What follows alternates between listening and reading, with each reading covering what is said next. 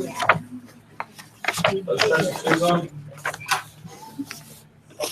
Heck yeah. Let's dive. I dig it. Ooh, background music never hurt anybody. Oh, don't say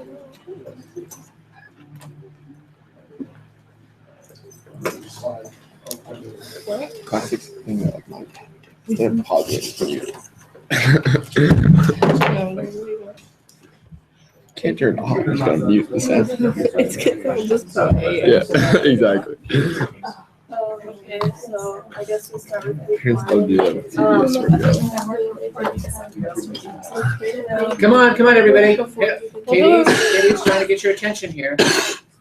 We're just gonna start with Group Orange. Okay, so these 3 chapters kind of revolve around the marriage of Lavinia, and so the question is, how do the events in the Aeneid conform to the idea of marriage and family? So it's kind of interesting because these 3 chapters revolve around Lavinia and her marriage, yet these aren't given like any dialogue or anything. So I thought that's kind of how the idea of marriage and family works. Yeah. Oh, no, you can finish. Oh, Okay.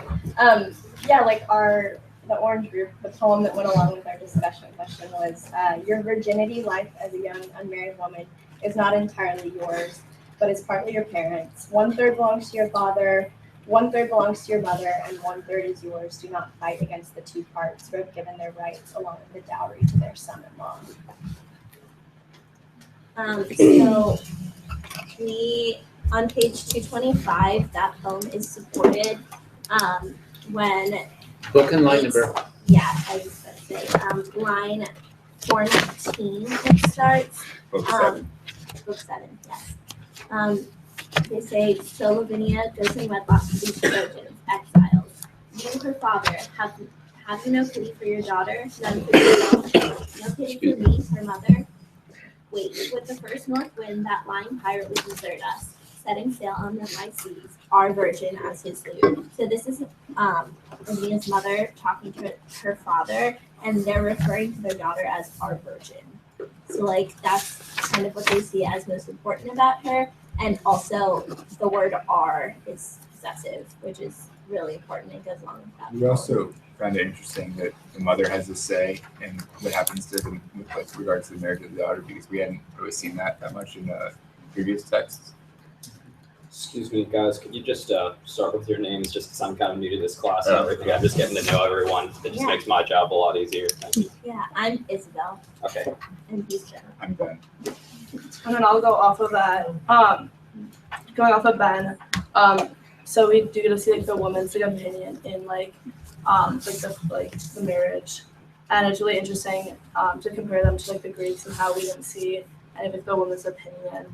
And even though Queen Amata, like her opinion on the marriage isn't actually like her own, it was influenced by the gods. It's still like nice to see it being taken into account.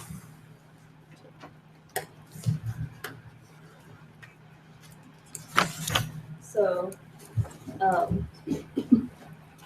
marriage is obviously kind of directed by the men.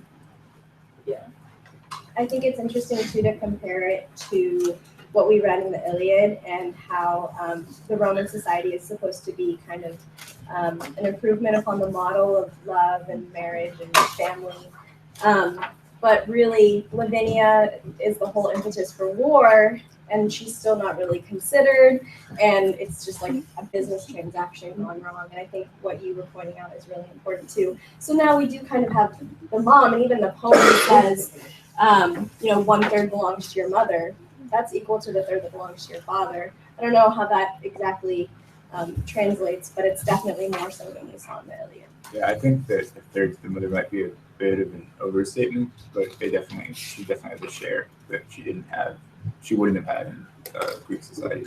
Right. When he's saying that it's an overstatement, that's kind of exemplified where in that quote that I read, she's like the dad like makes the decision and she's like, I don't really think that's fair, but she doesn't really get to make the final choice. It's the father's choice. And then they haven't even consulted Lavinia. Like, she's just getting thrown around and doesn't really say anything at all, ever. So does anyone else have anything to add about this other than marriage?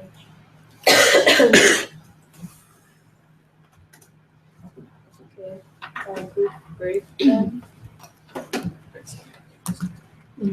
Okay, so we basically analyzed how the festival related to Aeneas and his eventual reign and rule of the Roman Empire, and what that festival signified in Aeneas's life. And in Book 8, page 247, lines 214, it goes on to say, Evander says, these animal rites, this feast, accustomed a shrine to a great spirit. No hollow superstition and no blind ignorance of the early gods has forced them on us. No, my Trojan guest, we have been saved from dangers, brutal perils, and so we observe these rites. We renew them year by year, and justly so. And I think that was Evander kind of saying they need to give thanks to the gods for keeping them safe, and it's a thankfulness and gratefulness for the gods saving them from any dangers, and kind of trying to instill in Aeneas a message that he shouldn't fear in light of all of the struggles that he's going to take on in his journey to Italy. And on page 251, book 8, line 351, it says, but nothing, no specter on earth has touched your heart with fear. Hail, true son of Jove, your glory added to all gods. Come to us, come to your sacred rites, and speed us on with your own righteous stride.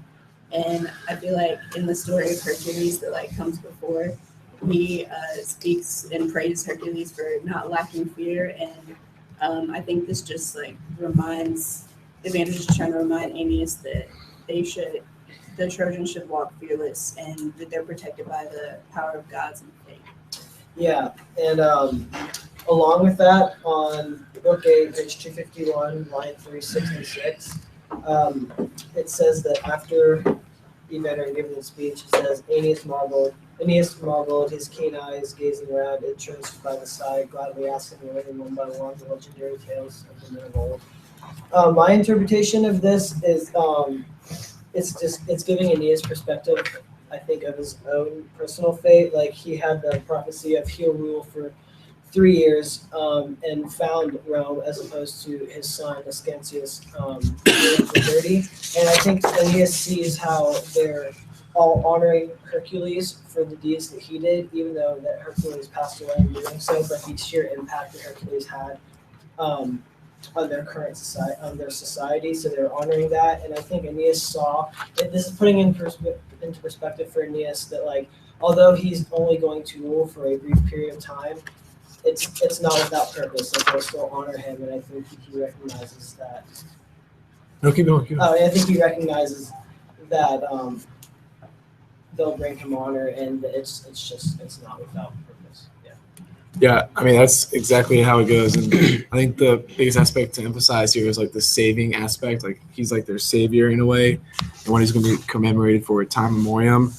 And I mean, it says back on page 247, line 205, I think it starts, where it says, Aeneas, the guest of honor, he invites to a throne of maple, cushioned soft with a shaggy lion's hide. The lion's hide, obviously mimicking Hercules' hide when he slayed the Nemean lion, I think. I might be butchering that.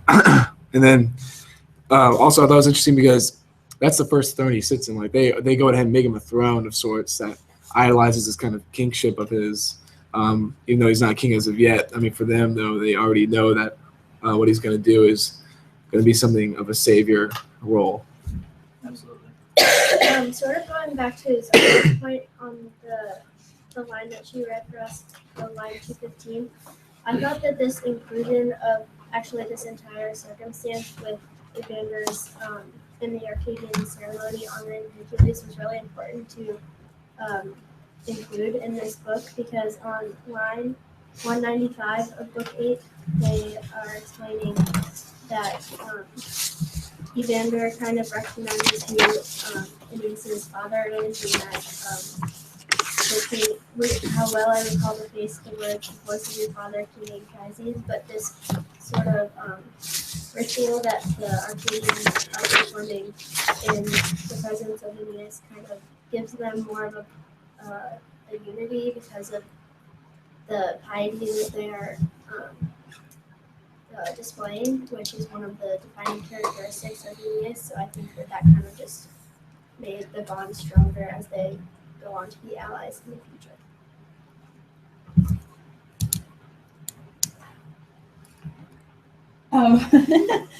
On page 251, line 340-ish, that area. 39, I love the top of the page. It says, here a troop of boys and a troop of old men there, singing Hercules' praises, all his heroic feats, how he strangled his first monsters, twin serpents, sent by his stepmother Juno, crushed them in his hands, and the same in warfare, how he raised to those roots those brilliant cities, Troy and however I pronounce that both.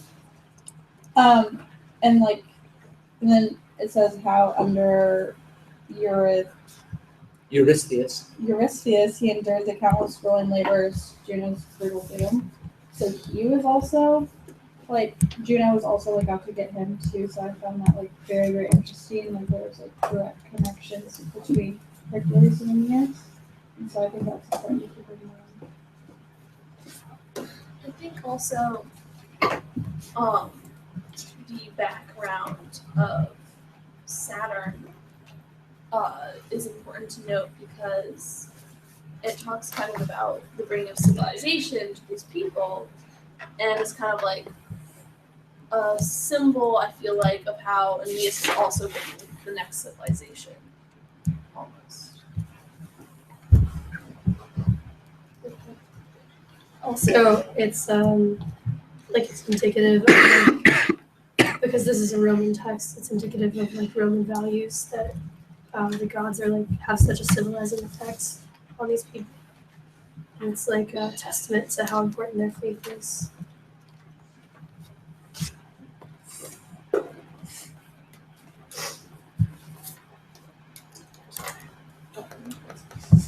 Okay. Group Jeremy, what was your question?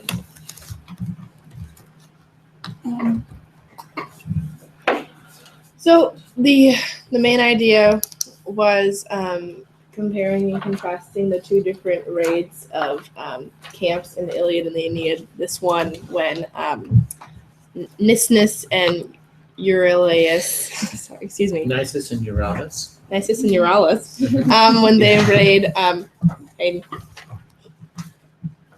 raid the Rutulian. the Rutulian camp, yeah. Yeah. And as opposed to when Odysseus and Diomedes raid this other camp in the Iliad in Book 10. So she found it in the Iliad.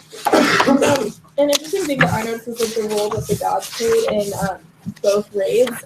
In the Iliad in particular, they pray to Athena once before they go on the raid, and then they make sacrifices to her twice. Once after the first man that they kill, and then at the very end after the raid.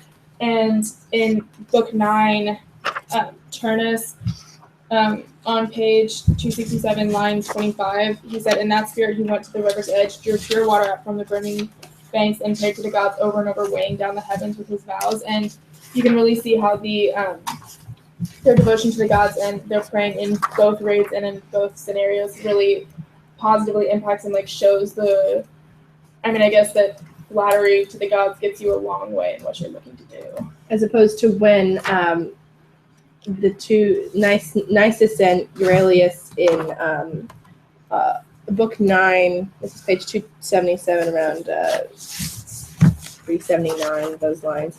This is when they're about to raid the Rutulian camp. They just kind of go in, and they don't do any sort of sacrifice. They don't pray to anybody. He just says, well, first, an important thing to look at is that Virgil said that these two guys were destined to die, but to make a bloodbath first. So this was their destiny, but because they knew they weren't going to be even involving the gods in their decision to start killing everybody at this camp. Yeah, and their decision making to like we see on page 280, line force them youth out there. It's not just that kind of just shows what they're doing in the camp, but their decision making and to go out and kind of claim this glory is very similar to, I forget his name, Dolan, I think, in the Iliad. Dolan? Is it Dolan? Oh, I'm sorry. Yeah. In the Iliad, where he kind of sets out from the same sort of viewpoint as these two did, and it's interesting to see it because before we were looking at it from the perspective of the Greeks and Odysseus and what he's going to do to raid the camp, but now we're kind of see it from the perspective of the Trojans, and that kind of sheds a new light on the whole Trojan War in general, in that you kind of have to see both sides of the coin, because just because the protagonist is on one side of the story doesn't mean we know the full story of what happened, and we kind of have to look at both sides. So I thought that was interesting. Something I really love about these two characters in particular is they aren't exactly as pious, like you were saying. And on page 272, book 9, line 220 at the bottom, like this is a discussion that even we have had in class before. And Nisus asks, do the gods like this fire in our hearts, or does each man's mad desire become his god? For a while now, cravings urge me on to spring into action some great exploit, no peace or quiet for them. But especially the beginning when he says, do the gods like this fire in our hearts, or does each man's mad desire become his god? We're talking about free will and, the difference between free will and things that are out of our control. And this is Nisus just, charging through and taking advantage of the situation, which, on one hand, you look at if the relationship to the gods, and that's bad, and obviously he pays for that in the end by dying. But this is a really courageous moment for him when he's kind of taking control of his own fate. I think that's really interesting to contrast that particular part with what happens on page 279, like line 465-ish. As soon as he sees, going into the raid, he has all this confidence, like you said, and a really brave moment of going in like that. But then as soon as Aurelius, he sees him coming under harm, he goes, Nisus says, you goddess Latona's daughter, stand by me now, help me now in the thick of danger, glorious stars, guard of the groves. As soon as the danger comes upon his friend, that's when he immediately starts pleading with the gods to look out for him. Whereas before he was under such impression that he didn't need it, that he was confident in his own abilities. But as soon as, things start to go awry, then he's immediately, turning to the gods. I think when India asked the questions, do the gods light this fire in our hearts, or does man's mad desire become his god? I think he answers this question when neither of them end up praying to the gods before the endeavor. And that's pretty standard in the Aeneid. Most characters, especially Aeneas, he prays before sailing to Arcadia, book 8, line 86. He prays after landing on the Italian shores, book 7, line 150. And Aeneas again prays before going into the forest in search of the golden fruit in book 6, line 221. So I feel like he kind of answers his own question where he believes that man's mad desire is kind of guiding his quest. And I think that's later shown in the fact that they die out of greed. They could easily keep going on, but just man's mad desire, they just end up dying. Because they want to just kill. I think that the quote that India brought up is representative of history, because this is more recent, and over time society has become, since the beginning of religion, over time society has become less religious as time goes on. Okay, all right, time out. I got to throw a flag there. I have to support it. You've got to support it. Okay. What societies have gotten? You've made an assumption here. You've said that societies tend to become less religious over time. Right. I can't really think of an example that is proven opposite. I think that every example of every society has become more. I think that's completely untrue. Can you think of a counter? Well, because what first of all, you should. This is a really good example. Okay. So Ben, I want you, before the colloquium next time, to go out and find an example. Okay. All right. But What does it mean for society to become less religious? How are you going to measure that? What measures are you going to use, and how are you going to gauge that? Okay. And secondly, what's that? So can't they research or just like look that up? I mean, I can No, do no, that. no, no, no, no. Well, I mean, so are you going to ask, what are you going to Google? What societies have become more, I don't know. less religious? I mean, like, I have an example now. So I want you, I want you to get an example and bring it, bring the documentation in with you so that you can, just like we refer to the Iliad and to the Aeneid here, bring that in, okay? So that you One can talk specific about it. society. Okay. Okay, all right, good, excellent, all right, that's a very good, so here, just in general, Ben has an idea, right, and it's great. Is this reflective of a decline in religion? I don't think we see, I'm just gonna say that I don't think we see a decline of religion at all in the Iliad, or in the Aeneid, I'm sorry. But Ben has an idea, does this text reflect a decline in religious values? Okay, question number one. Are there other examples of that? Okay, so where's your notebook? It is in my backpack. This is exactly the sort of thing you should be writing. This is an idea. Does the Aeneid demonstrate a decline in religion or the practice of religion? Okay, and can I find another parallel with this? Okay, you write that down in your notebook. Okay, and you come back to it. You do your research, and you come and you bring your findings. Okay, it's a good example of ideas that come to mind in the course of the discussion that you want to follow up on. Right? Do you see what I'm getting at? Excellent. Okay, good. Thanks, Ben. Sorry to interrupt. Ben, you weren't here yesterday, were you, for the last one? No, I was here on Monday. You were here? Oh, okay. Okay. I wasn't here the time before that. Oh, okay. Good. I mean, I was just going to go off of Ben's point, and of course, I agree, Professor. You have to have a source, but just looking purely at history, you could make the argument that the amount of a-religious societies is increased as time goes on. I mean, even from just the atheist perspectives of some really state-centric societies. I'm not sure you can make that argument. Yeah, I mean, it is just conjecture, but it is just putting it out there, Here's and it is something to consider. Okay, so here we have Hesiod, one of the very, very first writers whose work we have preserved. So we're talking someone who was writing almost 3,000 years ago, said the same thing. Okay, about society, that all societies are in decline. Whatever measure you want to take, societies are always in decline. Okay. I don't think that's a bad thing for religion, personally. Well, I'm just saying that there is this what you're talking about is the notion of decline. Okay, and the notion of decline. First of all, what does it mean for a society to decline? Okay. What would be the measures? How would you measure that? Okay, so don't answer that question. Okay, make a note and say, I need to come back with measures of decline. What does that constitute? I'm just qualifying my statement in that I'm not necessarily implying that we have the decline of religious societies so much as we have the rise of an alternative. Possibly. Okay, so yeah, do some research. Come back with an idea. Okay, good. All right, I'm sorry. Katie, it's all yours.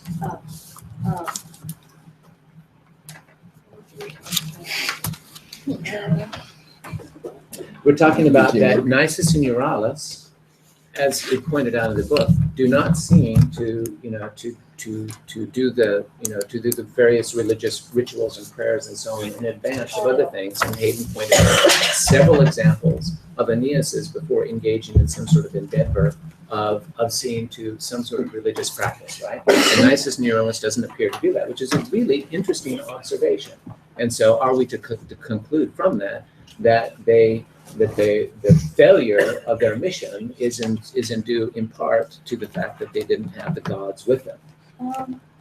Well, I don't know, because Juno's always against Aeneas, and praying to her doesn't seem to help him. Like, he tries to sacrifice to her a couple times with him, and nothing happens from that. So praying to the gods doesn't always seem to work.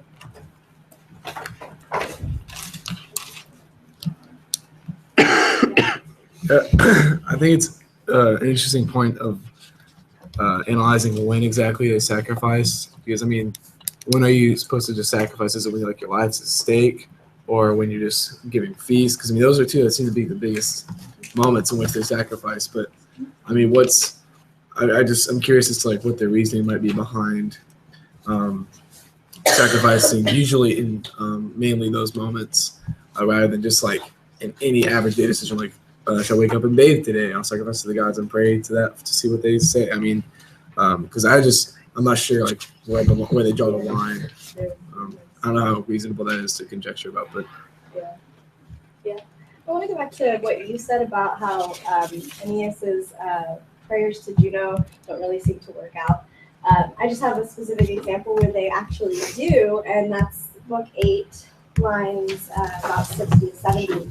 And this is when he's talking to the river, and Tiber says, or Tiberius, no, Father Tiber, says, offer prayers to Juno, overcome her anger and threats with vows and plead for her help. You will pay me with honors if you water my hand flowing. I am the flowing river that you see, and he says that later on he says he'll send him a sow. And he does, and that is all intended to compel him to have this great alliance with Palantium, which is so important, especially for book 8. So I think that's a really special moment, kind of a connection with the two of them. I'm just kind of confused as to why we're talking about whether these two like. We said something along the lines of like there have been a lot of sacrifices before noble actions and a lot of prayer before noble actions, which is certainly true. But like, since this is our first encounter with these two characters, I think it's really odd to be speculating about whether like they should have or they shouldn't have prayed, or whether that had any impact, because for all we know, they could have never done it before. Or they could have always done it before. So I just think it's something like, without any previous examples or experience with these two characters, I think it's kind of hard, and it's kind of pointless to talk about whether the lack of praying helped or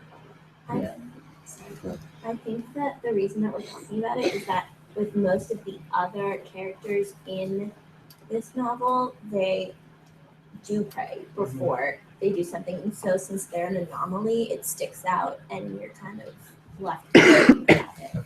So even if we don't have previous experience with them, it's kind of weird for their society, in my opinion. I feel like the story might also, like, it's in here partially because it's served as like a warning, like it's distinct from, like, these guys are distinct from the other characters and their lack of praying. And I mean, this is above all else like a propaganda work, and religion is important to Rome. So I think this reflects that societal values of religion. I also don't know, like, I didn't really see them in a negative light. Like, they were the people they were talking to before they left were like, good for you, you're being so brave.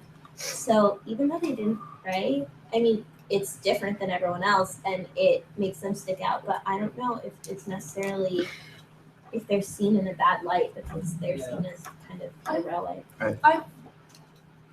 Well, I think it's not that they're seen in a bad light. I think it's more seen as a tragedy. So, what a shame that these two great men had to die because they didn't pray. See, I look at it the opposite. I think it's, they're looked at in a bad light because they were failures. Like, they didn't do the one thing they were supposed to do and instead didn't follow orders and did something else. And because of that, they died, not because they didn't pray.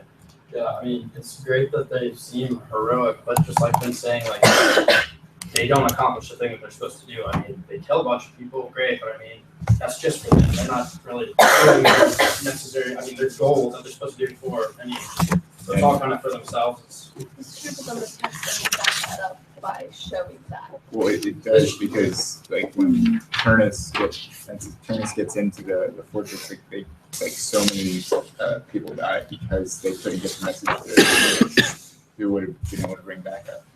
Yeah, but it doesn't like the book, the text doesn't then say like directly address that. I think that's very strongly implied. I kind of? Can you find someplace where you think it's strongly implied? Well, it's the next event after they die is that no one comes to help and they're invaded. Or just like Turnus just slaughtering. Well, but Aeneas is on his way back. I mean, is on his way back to the camp at this point. Right, but one would assume that if he had gotten word that they were surrounded, he would have come with more haste.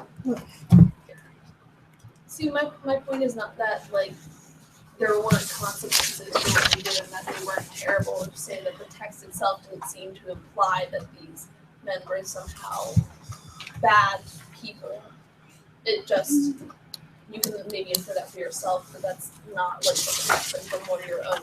Like, I feel like. I think it's a little bit about kind of like they are seen in a positive light, but seen in a negative light because they didn't do what they're supposed to do. But at the same time, like the guy comes back and like dies with his friend, like they're the ones that have the courage to go out and fight in the first place. So it's kind of a little bit of I'm trying to find this, but I think it is kind of implied when Euryalus, like, or Nisus is warning Euryalus that that they need to go because Dawn's coming, and then instead of going, Euryalus sees like this big, like it was either a shield or a helmet, and instead of leaving, he got greedy and decided to take all this guy's armor. And so I thought that was definitely like a negative light on him. Like he made the wrong decision because he was being greedy, and he then affected like their mission or whatever. I'm trying to find where it's at. But. Yeah, I mean, going off that, it's like I don't think Abby so much is saying like those kind of things. Like she said, like they had consequences to them, to what the actions did. But from what we've read through a couple hundred pages so far of the Aeneas or the Aeneid, I feel as though with the amount of input that Virgil has in his writing, that he would have made the simple statement of saying, and because of his greed, this or this or this happened, or along those lines. But he never really addresses like an exact character flaw or something or some factor that could be attributed to the fall of Nisus and Euryalus, besides like they were destined to die. Because all he ever says about like they're destined to die, and he just tells a story of it without really us getting a sense of his emotions about it and like his perception of good or bad or right or wrong. We're almost out of time. So I want to compliment you on a fantastic discussion today. Well done. You are doing so well. I am so psyched about the precision of your arrangements. The question of Nisus and Euryalus, as you pointed out, this is different from the Iliad, right? Because Odysseus and Diomedes come back after this successful raid, right? Okay, these two die, and the question is, why do they die? What goes wrong? And you have all identified different reasons. There is no correct answer here. Okay, it's not because they were impious. That had a part to do with it. It's not because they disobeyed. That certainly had a part to do with it. It's not because they were greedy. You are all right. You are all right. Those are all entirely legitimate reasons why this mission fails, all right? And this is something that's just such an important principle to what we're doing in this class and what this, not only what this class is all about, but what education in general is all about. It's called post-formal reasoning. It's arriving at the realization that for many of the big issues and questions in our life, there is not a simple answer, but there are lots of reasons and answers, and it's a matter of our particular perspective on them that matters, right?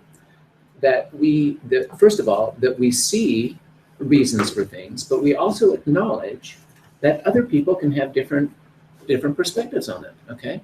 There is no, and as Zach says, Virgil doesn't come out and say it's because of X. Of course he didn't come out and say it's because of X, because it's not that easy, right? It could have been fate, greed, disobedience to the leaders, religious, failure to pray. All of these things could play a role. This is a fantastically complex example of human behavior for which there are multiple reasons and explanations, and multiple and the interpretation of the consequences are equally multiple. So this is a really interesting thing. I thought your discussion today was fantastic. Thank you so much. Beautiful job. Well done. Good job. Pat yourself on the back.